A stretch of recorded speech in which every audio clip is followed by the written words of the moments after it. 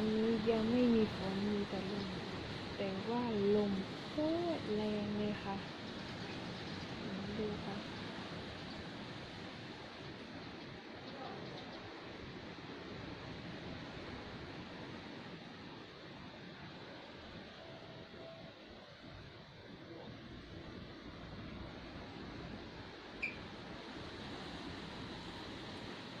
นี่ต้นมะพร้าวหลังบ้านนะคะ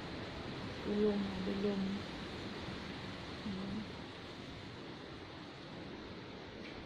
ตอนนี้เริ่ม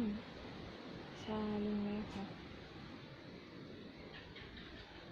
ฟังเสียง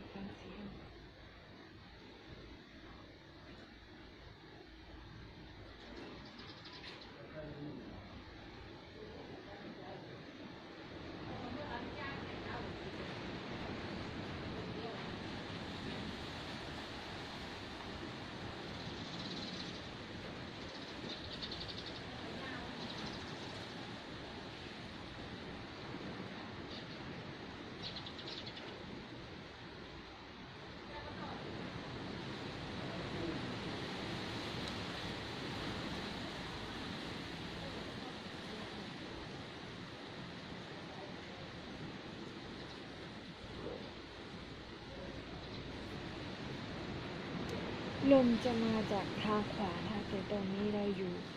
ประมาณทางซ้ายมือเลยไม่ค่อยจะเห็นตอนลมมาแรงๆค่ะว่าทางด้านขวามือของเราลมเข้าด้านขวา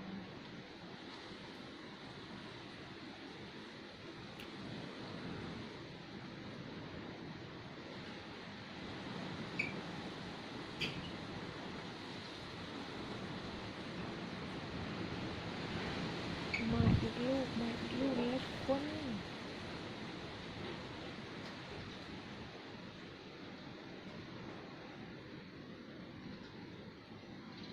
เสียงลมแบบเป็นคลื่นเลยนะคะ